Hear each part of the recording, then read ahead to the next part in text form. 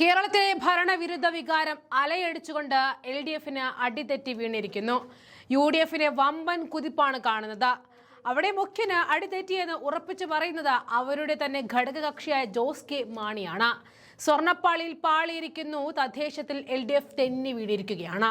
സംസ്ഥാനത്ത് ഗ്രാമ, ബ്ലോക്ക്, ജില്ലാ പഞ്ചായത്തുകളിലും മുനിസിപ്പാലിറ്റിയിലും കോർപ്പറേഷനിലും UDF മുന്നേറുന്ന കാഴ്ചയാണ് കാണുന്നത്. പ്രതീക്ഷിച്ച പോലെ വിജയിക്കാനായില്ല എന്ന് തുറന്നു പറയുകയാണ് ഇവിടെ ജോസ് കെ മാണി. അങ്ങനെ തുറന്നു പറയുമ്പോഴും അവിടെ പറയുന്നത് ഭരണവിരുദ്ധ വികാരം അലയടിച്ചു എന്ന് തന്നെയാണ്. അതേസമയം വികസനം പുറകോട്ട് പോയിട്ടുണ്ടെങ്കിൽ അത് പരിശോധിക്കണമെന്ന് കൂടിയാണ് ജോസ് കെ മാണി ഈ നിമിഷത്തിൽ പറയുന്നത്. ക്ഷേമ പെൻഷൻ, അടിസ്ഥാന സൗകര്യ വികസനം എന്നിവയിൽ സർക്കാർ മുന്നിട്ട് നിന്നിട്ടുണ്ട്. ക്ഷേമ പെൻഷൻ കൊടുക്കുന്നതിൽ കൈക്കൂലിയാണെന്ന് പറഞ്ഞ UDFനെ അദ്ദേഹം വിമർശിക്കുക കൂടി ചെയ്തിട്ടുണ്ട്.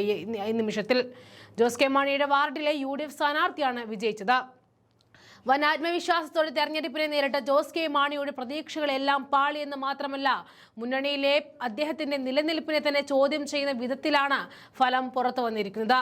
ജോസ് കെ മാണി വിഭാഗം അടക്കം മത്സരിച്ച വാർഡുകളിലടക്കം LDF കനത്ത തോൽവിയാണ് ഏറ്റുവാങ്ങിയത്. 26 വാർഡുകളുള്ള നഗരസഭയിൽ LDFന് കേവലം 10 സീറ്റുകൾ മാത്രം നേടാനായി.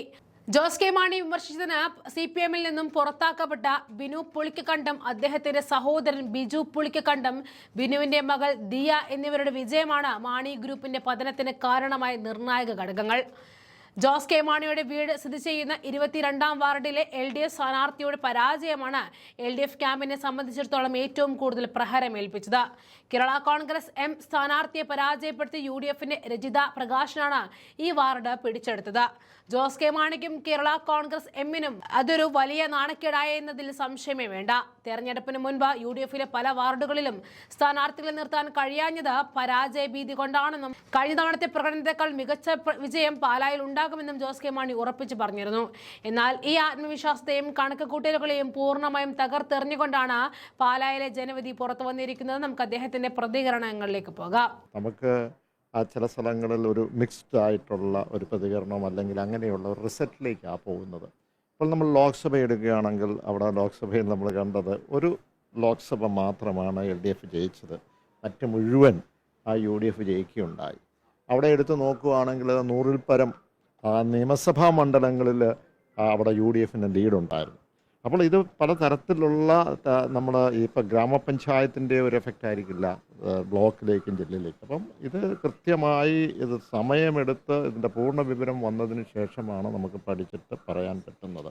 അപ്പോൾ ആ രീതിയിൽ നോക്കുമ്പോൾ ലോക്സഭയുടെ വെച്ച് നോക്കുമ്പോൾ അത്രയും ആഴത്തിലൊന്നും ഈ കാര്യങ്ങൾ ഒരു സെറ്റ് ബാക്ക് ഉണ്ടായിട്ടില്ല.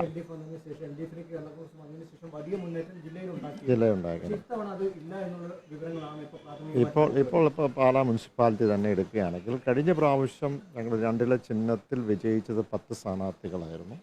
ഈ പ്രാവശ്യവും 2ലെ ചിഹ്നത്തിൽ ഈ പാലാ മുനിസിപ്പാലിറ്റിയിൽ നിന്ന് ജയിച്ചത് 10 സ്ഥാനാർത്ഥികൾ തന്നെ ഈ പ്രാവശ്യം വിജയിച്ചു. പക്ഷെ ഇപ്പോൾ പല സ്ഥലങ്ങളിലും ചുരുങ്ങിയ വോട്ടുകൾക്കാണ് ഞങ്ങൾ കൂടുതൽ പ്രതീക്ഷിച്ചിരുന്നു. പക്ഷേ ആ പ്രതീക്ഷയ്ക്കൊപ്പം നമുക്ക് വിജയിക്കാൻ കഴിഞ്ഞില്ല എന്ന വസ്തുതയാണ്.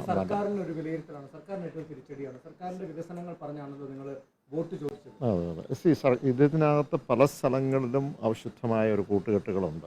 അതെപ്പോഴും വളരെ പ്രത്യക്ഷമായി നമ്മൾ പല സ്ഥലങ്ങളിലും കണ്ടിട്ടുണ്ട്. പല സ്ഥലത്തും അതിൻ്റെ ഡീറ്റെയിൽസുമായിട്ട് രാഷ്ട്രീയ പ്രസ്ഥാനങ്ങൾ ഇടതുപക്ഷ ജനാധിപത്യ മുന്നണി തന്നെ മുന്നോട്ട് വന്നിട്ടുണ്ട്.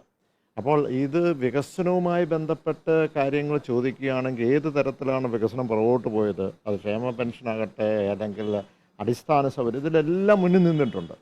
അപ്പോൾ ഏതെങ്കിലും എവിടെയെങ്കിലും പുറകോട്ട് പോയിട്ടുണ്ടെങ്കിൽ അതെടുത്ത് പരിശോധിക്കണമല്ലോ. അതല്ല സൗജന്യ വാഗ്ദാനങ്ങൾ എന്നുള്ളതല്ല, അത് അർഹതപ്പെട്ട അതല്ലേ പലപ്പോഴും UDF തന്നെ ഇപ്പോൾ ക്ഷേമ പെൻഷൻ കൊടുത്തത് കൈക്കൂലിയാന്ന് പറഞ്ഞാൽ അത് സ്വീകരിക്കാൻ പറ്റുമോ? ഇല്ലല്ലോ. അപ്പോൾ ഏതൊക്കെയാലും LDFന്റെ യോഗങ്ങളുണ്ട്, അത് അടുത്ത ദിവസം തന്നെയുണ്ട്. തീർച്ചയായും ഈ കാര്യങ്ങൾ അവിടെ ചർച്ച ചെയ്യും. ഏറ്റവും വലിയ ഘടകകക്ഷി എന്ന് പറയുന്നത്, ഏറ്റവും വലിയ സഖ്യം എന്ന് പറയുന്നത് കേരള കോൺഗ്രസ് ആണ്. അപ്പോൾ സ്വതന്ത്രമായി ചർച്ച നടക്കും. ഭരണം പിടിക്കുന്ന അല്ല, നമ്മൾ ഭരണം പിടിക്കുക എന്ന് മാത്രമല്ല, നമ്മൾ ആത്യന്തികമായ ഒരു നിലപാടെടുത്തു. ആ നിലപാടിൽ നമ്മൾ ഉറച്ചു നിൽക്കുന്നു. അത് UDF കേരള കോൺഗ്രസ് പാർട്ടിയെ പുറത്താക്കി. അതിനുശേഷം നമുക്കറിയാം വളരെ വിഷമവും പ്രയാസങ്ങളും ഒക്കെ കേരള കോൺഗ്രസ് കടന്നുപോയി. ഇപ്പോഴും ആ സംഘടനാപരമായി ബലത്തിലാണ് നിൽക്കുന്നത്. അല്ലാതെ നമ്മൾ മുന്നണിക്കകത്ത് മറ്റ് സ്ഥലങ്ങളിൽ കാണിക്കുന്നത് പോലെ വലിയ സമ്മർദ്ദം പുലർത്തിയൊന്നുമല്ല.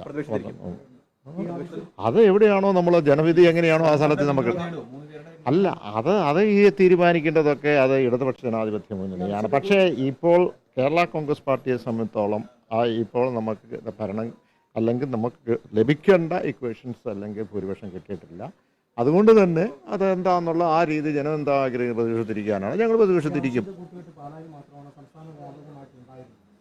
അത് ചില പ്രത്യേക മേഖലകളിൽ ഇങ്ങനെയുള്ള കൂട്ടുകെട്ടുകൾ കൃത്യമായി വ്യക്തമായിട്ടുണ്ട്. പക്ഷേ കഴിഞ്ഞ തെരഞ്ഞെടുപ്പിൻ്റെ കാലത്ത് കേട്ടോ ശ്രദ്ധിക്കണം, കഴിഞ്ഞ തെരഞ്ഞെടുപ്പിൻ്റെ കാലത്ത് ഇങ്ങനെയൊരു കൂട്ടുകെട്ട് UDFും മറ്റ് കക്ഷികളുമായിട്ടുണ്ടായിരുന്നു. അത് ഒരു ചില മേഖലയിൽ വോട്ടർമാർ തന്നെ അത് റിയലൈസ് ചെയ്തു. ഇപ്പോൾ മുത്തോലി പഞ്ചായത്ത് എടുക്കുകയാണെങ്കിൽ കഴിഞ്ഞ പ്രാവശ്യം BJP അവിടെ ഭരിച്ചു. പക്ഷേ ചില കൂട്ടുകെട്ടിൻ്റെ ഭാഗമായിട്ടാണ്. ഇതിപ്പം നമ്മൾ തിരിച്ചു പിടിച്ചിരിക്കുകയാണ്. പക്ഷേ അവിടെ നഷ്ടപ്പെടുന്നത് എവിടെയാണ്? UDF നഷ്ടപ്പെടുകയാണ്. കിടങ്ങൂർ പഞ്ചായത്ത് ഇതേ രീതിയിൽ തന്നെ അവിടെ BJP ഭരിച്ചു. പക്ഷേ അവിടെ നഷ്ടപ്പെട്ടത് UDF ആണ്. പക്ഷേ ആ കിടങ്ങൂർ പഞ്ചായത്ത് നമ്മൾ തിരിച്ചു പിടിച്ചു. പക്ഷേ അവിടെ വോട്ടർമാർക്ക് എന്താണ് ഉണ്ടായത് എന്നുള്ള എന്താണ് അവർ മനസ്സിലാക്കി. അപ്പോൾ എപ്പോഴും അവരെ തെറ്റിദ്ധരിപ്പി അല്ലെങ്കിൽ അവരെ ഒരു അല്ലെങ്കിൽ ഒരു തെറ്റിക്കാൻ പറ്റിയല്ലോ. അപ്പോൾ അവർ തിരിച്ചറിഞ്ഞു. ചില സ്ഥലങ്ങളിൽ ഇപ്പോൾ എവിടെയാണ് കേട്ടെ ഇങ്ങനെയുള്ള കാര്യങ്ങൾ കോട്ടയത്ത് പല മേഖലയിലും ഉണ്ടായിട്ടുണ്ട്. പക്ഷേ അത് കൃത്യമായിട്ടൊന്ന് പഠിക്കേണ്ടതുണ്ട്. ഇത് പൊളിയലും എത്തല്ല. ഈ നമ്മുടെ ത്രിതല പഞ്ചായത്തിൽ എപ്പോഴും നമ്മൾ വിജയപരാജയങ്ങളുണ്ട് അല്ലേ? ആ വിജയപരാജയങ്ങൾ ചില മേഖലകൾ UDF വളരെയധികം സ്വാധീനമുള്ള മേഖല അതിനുമ്പോഴുണ്ട്. അവിടെ ഏറ്റവും ബെസ്റ്റ് സ്ഥാനാർത്ഥി അവിടെ നമുക്ക് കൊടുക്കാൻ കഴിഞ്ഞു. മാത്രമല്ല അദ്ദേഹത്തിനെ സംബന്ധിച്ചോളം അദ്ദേഹത്തിന് കിട്ടേണ്ട അർഹത ഇത്രയും വർഷങ്ങളായിട്ട് ശേഷം അതൊക്കെ ലഭിച്ചില്ല എന്നുള്ളത് അദ്ദേഹത്തിനുണ്ടായിരുന്നു. അതല്ലാതെ പോയി കയ്യെ പിടിച്ച് ബലമായിട്ട് കൊണ്ട് സ്ഥാനാർത്ഥിയാക്കിയതല്ലല്ലോ. അപ്പോൾ ഇതെല്ലാം നമ്മളേതൊക്കെയാലും എവിടെയെങ്കിലും വിഷമങ്ങളോ പ്രയാസങ്ങളോ പരാജയങ്ങളോ പിന്നോക്ക് പോയിട്ടുണ്ടെങ്കിൽ എടുത്ത് പരിശോധിക്കും. അതിനകത്ത് യാതൊരു സംശയവുമില്ല. അവിടെയെല്ലാം നമ്മൾ ജയിച്ചെന്ന് ഞാനൊട്ട് പറയത്തുമില്ല. പക്ഷേ തീർച്ചയായിട്ടും സംഘടനാപരമായി നമുക്ക് ലഭിക്കേണ്ട കാര്യങ്ങളൊക്കെ ലഭിച്ചിട്ടുണ്ട്. പക്ഷേ പൊതുജനത്തിൻ്റെയും കൂടെ വേണമല്ലോ. അതുകൂടെയാണ് നമ്മളൊരു ജയത്തിലേക്ക് കൊണ്ടുപോയിട്ടുള്ളത്. അത് എപ്പോഴും അങ്ങോട്ടും ഇങ്ങോട്ടും നിലപാട് മാറ്റാൻ പറ്റും ഒരു രാഷ്ട്രീയ പ്രസ്ഥാനത്തിന്? അല്ലല്ലോ. ഇപ്പോൾ എത്രയോ മുന്നണികൾ ഇപ്പോൾ കഴിഞ്ഞ പ്രാവശ്യം ഞങ്ങൾ ഈ മുന്നണിയുണ്ട്, ഈ പ്രാവശ്യം ആ മുന്നണിയിലേക്ക് പോകാം. അങ്ങനെ ഒരു ഞാൻ കൃത്യമായിട്ട് പറഞ്ഞല്ലോ, കേരള കോൺഗ്രസ് ഒറ്റ നിലപാടേ ഉള്ളൂ. അത് ഇടതുപക്ഷത്തിനോടൊപ്പമാണ്. ആ നിലപാടിൽ തന്നെ ഉറച്ചു നിൽക്കും. അതിനകത്ത് വിജയവും പരാജയവും ഉണ്ടാവും. വിജയം ഉണ്ടാകുമ്പോൾ എല്ലാം നമ്മുടേത്, പരാജയം ഉണ്ടാകുമ്പോൾ എല്ലാം അപ്പുറത്ത്. അങ്ങനെ പറയാൻ പറ്റില്ലല്ലോ. പാലാ നിയമസഭാ തെരഞ്ഞെടുപ്പിലൊക്കെ ഉൾപ്പെടെ അതല്ല, കേരള സംസ്ഥാനത്ത് ഈ പറയുന്ന കാര്യങ്ങൾ എല്ലായിടത്തും എന്താണ് ഉണ്ടായത് എന്നുള്ളത് വിലയിരുത്തും. പിന്നെ പലപ്പോഴും ഗ്രാമപഞ്ചായത്ത് മുനിസിപ്പാലിറ്റിക്കും പ്രാദേശികമായ വിഷയങ്ങളാണ് ഇവിടെ ഉണ്ടാകുന്നത്. അപ്പോൾ ആ പ്രാദേശിക വിഷയങ്ങൾ കറക്റ്റ് ചെയ്ത് മുന്നോട്ട് കൊണ്ടുപോകും.